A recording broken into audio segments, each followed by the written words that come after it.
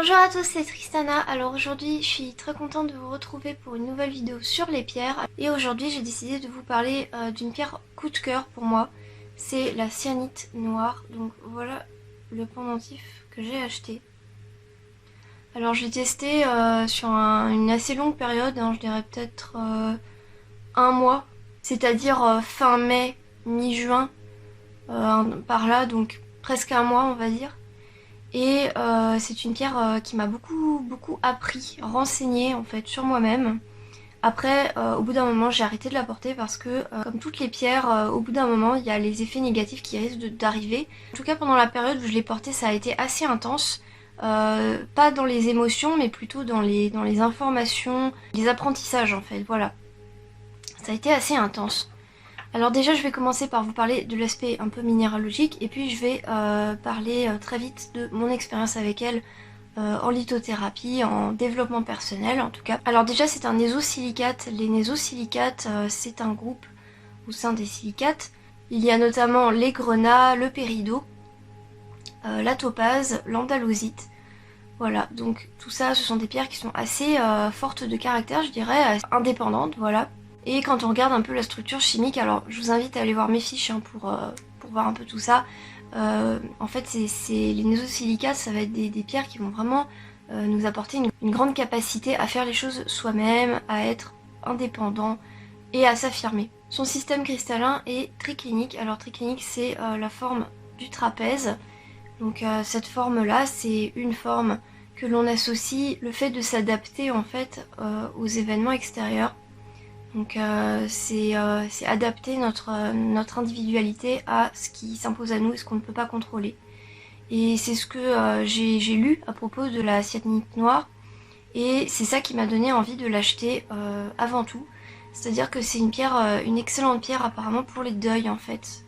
Donc son nom vient du mot grec kyanos. Donc ça fait penser à cyan d'ailleurs, la couleur cyan, qui veut dire bleu en fait. Comme vous le savez probablement, la cyanite, c'est surtout bleu en fait, la cyanite. Et c'est la couleur à laquelle on pense tout de suite. Mais c'est vrai que j'avais une cyanite bleue, mais j'étais pas trop à l'aise avec et je l'ai jamais utilisée, donc je l'ai revendue à quelqu'un. Mais parce que voilà, j'étais pas attirée. De toute façon, les pierres bleues, je suis pas trop attirée en général, à part certaines quand même, mais en tout cas, la cyanite bleue ne m'attirait pas du tout. Et en anglais d'ailleurs, c'est important de me remarquer qu'on dit kyanite avec un K et non pas cyanite avec un C comme en français.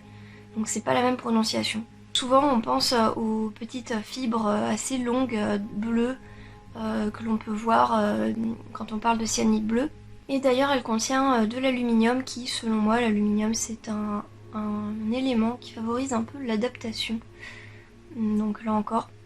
Et on peut la retrouver dans de nombreuses couleurs en fait. Donc le bleu, le blanc, le vert, et plus rarement les couleurs chaudes comme l'orange, le jaune.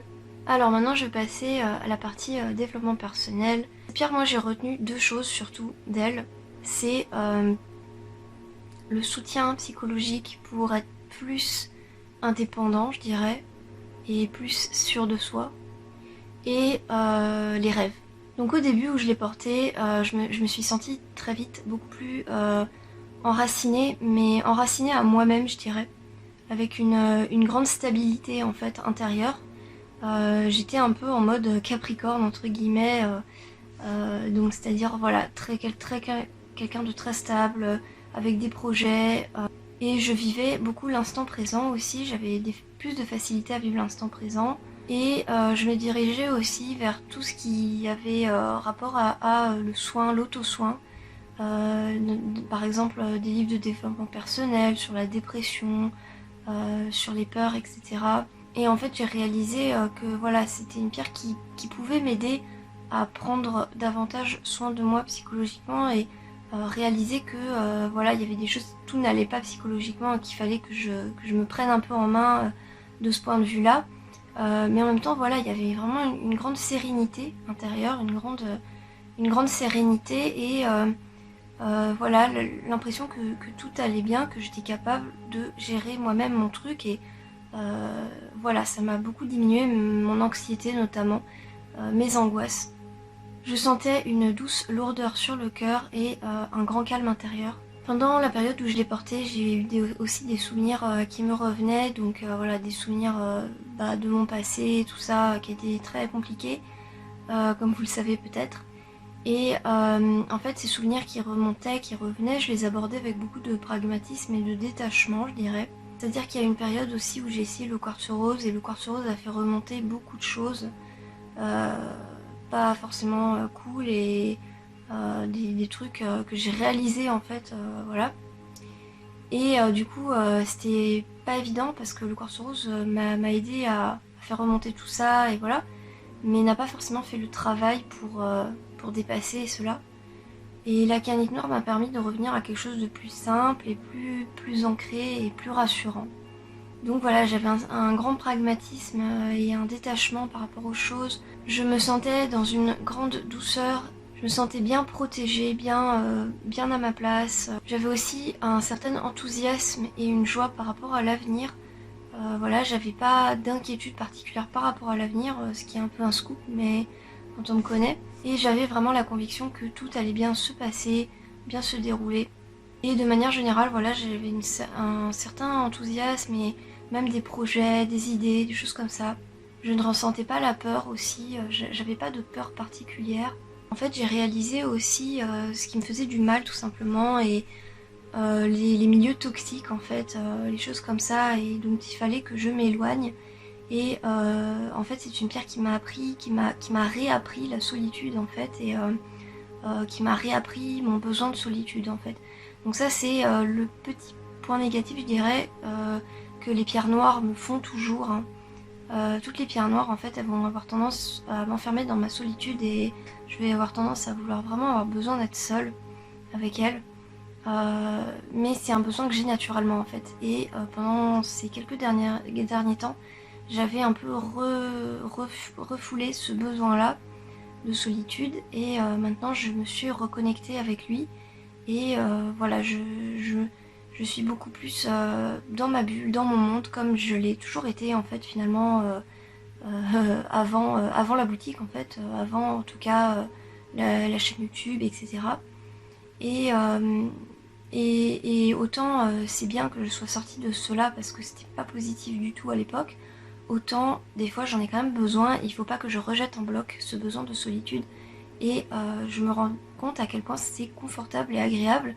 Et je me rends compte aussi que si j'ai réussi à traverser un peu toutes ces épreuves, c'est probablement parce que je pouvais être seule et je pouvais être dans mon monde, et je pouvais, il y avait des moments comme ça où je pouvais ne pas me sentir jugée constamment, ou devoir mettre un masque, etc. par rapport aux autres. Donc voilà, je me suis reconnectée à mon besoin de solitude en fait, et je me rends compte que j'ai besoin de ça pour fonctionner bien. Et aussi, je l'ai accepté surtout parce que j'ai du mal à l'accepter vu que j'en ai souffert, puisque indirectement j'en ai souffert quoi, de cette solitude, même si j'ai toujours cherché la solitude en fait. Mais j'en ai indirectement souffert, et là ça m'a appris à l'accepter, ça m'a appris à ne pas avoir peur justement. Ben voilà, c'est un peu paradoxal, mais ça m'a appris à ne pas avoir peur de cette solitude, et à l'accepter et à me rendre compte que c'était normal et naturel et positif pour moi en fait, et source de bien-être et nécessaire. Je suis beaucoup moins présente sur les réseaux sociaux en fait, par rapport à avant, je suis quand même beaucoup moins présente. Je continue à produire mon contenu, mais voilà, je suis moins présente, et ça me fait beaucoup de bien, et c'est quelque chose dont j'ai besoin. Et elle m'a aidé à réaliser ce besoin-là. Et aussi, elle m'a permis, grâce à ça, de me reconnecter avec plein d'activités que je ne faisais plus par manque de temps, parce que je passais du temps à devoir gérer les réseaux sociaux et tout ça. Et grâce à cet éloignement et ma solitude, etc., j'ai pu me reconnecter à des choses que je ne faisais plus ou pas beaucoup avant. Elle m'a aussi aidé à chercher à comprendre mes peurs, à les travailler et à les accepter. Ça, c'est une des réalisations que j'ai fait pendant que je la portais. C'est-à-dire que des fois, j'avais des peurs qui me venaient. Voilà, j'ai très souvent des peurs en fait qui me viennent. J'ai des espèces de phobies en fait, et c'est très dur à vivre, et j'essaie de travailler dessus, et c'est pas évident à contrôler. Mais en fait, justement, la canite m'a aidé à les accepter en fait, et à me dire bah oui, j'ai peur, j'accepte ma peur parce que c'est normal que j'ai peur en fait. c'est normal et en fait finalement d'accepter le fait d'avoir peur, d'accepter le sentiment de la peur, bah, finalement ça la rend moins pire en fait, ça permet de s'en éloigner, de prendre du recul et ben, d'accepter tout simplement, quoi, d'être dans le lâcher prise en fait. Donc voilà, pour conclure par rapport à cela, après je parlerai du sommeil. C'est une pierre qui m'a beaucoup calmée, qui m'a appris à accepter les choses, surtout à accepter en fait. Et c'est marrant parce que oui justement, en fait quand je l'ai portée j'ai pas du tout fait le lien et j'ai essayé de me départir de ce que j'avais eu. Et effectivement j'ai ressenti un peu de ça dans le côté acceptation de mes peurs et de ce que je ne peux pas contrôler parce que c'est inconscient. Et aussi l'idée que voilà, il faut que je fasse un travail avec un psychanalyse notamment, je pense que je vais faire une psychanalyse euh, parce que voilà, il y a trop de merde, il faut vraiment que je règle tout ça parce que plus ça va, plus j'ai des souvenirs qui me reviennent et des trucs qui s'amoncellent en fait, de souvenirs quoi. Donc il faut vraiment que je vois quelqu'un quoi, je peux pas rester seule avec tout ça. Et du coup la cyanite noire, je dirais qu'elle m'a aidée à prendre conscience en fait qu'il fallait que je fasse un travail comme ça et aussi voilà, que je prenne du recul et que je m'isole un peu parfois, que je retourne à cet isolement qui était bénéfique finalement et aussi accepter les choses, accepter tout ça. Euh, et cette acceptation finalement mène au lâcher prise et au détachement en fait. Mais en même temps, elle m'a aussi aidé à me protéger face à ça, bah justement en m'isolant, en me coupant un peu de tout ça et voilà, en étant plus dans la solitude pour me protéger en fait de tout ce qui pourrait me fatiguer alors que j'avais d'autres problèmes en tête à gérer. Alors maintenant je vais parler du sommeil. Alors le sommeil ça a été un truc de malade. Mais un truc de malade, quand je vous dis un truc de malade, c'est vraiment un truc de malade quoi. Les rêves qu'elle m'a fait faire, j'avais jamais fait des rêves aussi symboliques, intenses, spirituels. Je pense que j'ai eu pas mal de contacts avec des entités pendant mes rêves avec la cyanite noire. Notamment j'ai rêvé des entités nordiques, de Hel et de Loki notamment. J'ai aussi rêvé d'une entité que je pense être mon guide plusieurs fois, 3 fois quand même. C'est-à-dire qu'il avait des formes très différentes, donc, mais je pense que c'est la même personne. Et je me suis vue en mode esprit aussi, c'est-à-dire en fait j'ai une apparence bien spécifique. C'était pas des rêves psychologiques que j'ai fait en fait. Par exemple, il n'y avait pas de choses du quotidien, il n'y avait pas des gens du quotidien. C'était seulement des symboles, des entités assez élevées, des créatures, des histoires assez tordues. Et aussi, je me souvenais très bien de mes rêves. Et ça, c'est quelque chose qui n'arrive pas tout le temps, hein. Ça dépend des pierres que je porte. Il y a des pierres qui me brouillent mes rêves. Et la cyanite noire, elle m'a vraiment éclairci les choses. Et d'ailleurs, j'ai fait beaucoup de dessins et de peintures de ces rêves-là. J'ai le projet de faire plusieurs peintures parce que c'était très très marquant. Il y avait notamment plusieurs rêves comme ça avec un ours qui parle. Et cet ours qui parle, il est revenu plusieurs fois. Et il y avait aussi à un moment une déesse à tête de serpent. Et ça, c'était un rêve qui était très très impactant. D'ailleurs, j'en ai fait une peinture. Et j'ai vu, apparemment, on m'a dit que c'était une déesse égyptienne à tête de serpent. Et d'ailleurs, c'était un cauchemar. Là, pour le coup, il y avait une part de psychologique, mais je pense qu'en fait, c'était une présence en fait qui m'a aidé à travailler sur mes peurs et qui m'a aussi inspiré à faire une vidéo. Donc, pour aborder la notion de bien, de mal, etc., qui selon moi n'existe pas en fait. Enfin, en tout cas, voilà, il faut faire attention avec ça, quoi. Et je pense qu'en fait, cette présence de ce rêve m'a aidé à prendre conscience de cela. Et c'était un rêve très angoissant, hein, extrêmement angoissant, c'était un cauchemar. Mais en même temps, voilà, ça m'a rappelé des leçons que j'avais apprises précédemment et ça m'a incité à faire cette vidéo, en gros, voilà. Donc pour moi, c'est une pierre qui est profondément activatrice de rêves. Elle va vraiment vous activer vos rêves. Alors bon, moi en tout cas, je l'ai expérimenté comme ça. C'est des rêves qui sont très spirituels, très profonds, avec des symboles, Là j'ai parlé un peu de mes rêves que j'avais eus, mais j'en ai eu d'autres, hein. J'ai eu pas mal de rêves assez intenses. Et en très grand nombre en fait, c'est ça qui est curieux parce qu'en général moi j'ai un rêve très intense, après ça se calme, voilà, le temps de digérer ça, mais là il y a eu quand même une certaine accumulation je dirais, avec vraiment des symboles et moi c'était moi esprit en fait, c'était vraiment moi quoi, alors qu'il y a plein de rêves comme ça que je fais où c'est plutôt une facette de moi-même, où voilà c'est pas vraiment moi. Et en parallèle de ça, il y a aussi eu le fait que, en fait, finalement, cette pierre, elle m'a aidé à avoir un sommeil très reposant, très calme, et je n'ai pas eu de mal à m'endormir avec elle, elle m'a aidé à l'endormissement. Donc voilà, il y avait ces rêves spirituels très détaillés, très précis, ouais, très précis, et en même temps, il y avait ce sommeil extrêmement reposant et profondément réparateur, je l'ai senti comme ça. Donc voilà, c'était vraiment très très très agréable de dormir avec cette pierre. À travers ces rêves, j'ai vraiment ressenti un travail sur les peurs et aussi sur mon passé. J'ai aussi opéré, grâce à cette pierre, je dirais, une introspection profonde sur mes besoins réels. Le besoin de me protéger, de me préserver notamment.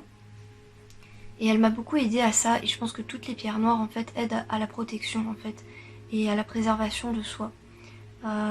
Mais celle-là, voilà, elle a un côté très très pédagogique, je dirais, et très accompagnateur en fait de la découverte de nous-mêmes et de voilà, nous accompagner finalement dans l'acceptation des choses. Et voilà, elle m'a aussi permis de faire remonter des choses, ouais, voilà, que je n'acceptais pas hein, de mon passé, voilà, des choses même venant de moi-même que je n'acceptais pas, et m'a aidé à les accepter, à les comprendre, à les analyser, voilà, et à les transmuter en fait, voilà. Et puis après cette période où je l'ai portée, là par contre, il y a eu au bout d'un moment une certaine mélancolie qui s'est installée. Et elle commençait à devenir un peu pesante dans le sens où je ressentais une sorte de besoin impérieux de solitude, et ça commençait à me peser. J'avais besoin d'être vraiment très très seule, et ça devenait un peu handicapant en fait au quotidien. Notamment par rapport voilà, aux gens, ou tout ce qui était débat, etc. Tous les débats, les choses comme ça. Voilà, je sais qu'il y a des gens qui ont parlé de moi dans mon dos, etc. Enfin, entre guillemets, c'est pas méchant, mais en gros, voilà, j'ai appris qu'il y avait eu ça. Et de toute manière, je le sais, et je l'ai déjà observé, en fait, plusieurs fois. Et ça m'a, en fait, ça m'a complètement gavée, en fait. Et j'ai pas eu envie de discuter, de rentrer là-dedans, de chercher, quoi. J'ai pas encore envie aujourd'hui, hein, de toute manière, euh, mais en tout cas, quand je la portais, vraiment j'avais un ras-le-bol de tout ça, et je voulais tout arrêter, et voilà quoi en gros. Donc c'était trop extrême en fait. Au départ c'était positif, c'était bien pour moi, parce que j'avais besoin de me reconnecter avec cette personne que j'ai été, et qui finalement, euh, finalement à l'époque, je trouvais un intérêt à cette solitude, et ça m'aidait. Et puis, au bout d'un moment, ça a basculé dans quelque chose d'un peu négatif, hein, où je me suis vraiment trop enfermée dans ce besoin-là, et vraiment j'étais saoulée partout, et voilà, je me suis dit, voilà, j'ai eu mes leçons. De toute manière, avec toutes les pierres, c'est ça, hein, en fait, j'apprends des choses, il y a des choses qui me viennent, etc. Et puis, il y a un moment, je sens que c'est terminé, y a plus de positif qui en ressort, il faut que j'arrête, quoi. Donc voilà, c'était mon expérience avec cette superbe pierre, qui est très belle aussi, hein, tout simplement, esthétiquement, je la trouve très jolie. D'ailleurs, en fait, j'adore les pierres noires, je me rends compte, et je crois que le nombre le plus important de pierres que j'ai, c'est des pierres noires en fait. Donc voilà, j'adore les pierres noires. Peut-être justement parce qu'elles ont ce côté de préservation de soi, qui est vraiment très important pour moi, et qui est toujours quelque chose en fait finalement vers lequel je suis revenue, c'est-à-dire voilà, me replier sur moi, sur mon monde intime. C'est toujours ça qui m'a fait avancer en fait, de revenir à ça en fait. Merci de m'avoir écouté, n'hésitez pas à activer la petite cloche pour avoir des notifications sur mes vidéos, parce que sinon vous risquez de ne pas recevoir toutes les vidéos. Et puis n'hésitez pas aussi à vous abonner, et puis moi je vous dis à bientôt sur la chaîne pour de prochaines vidéos. Salut!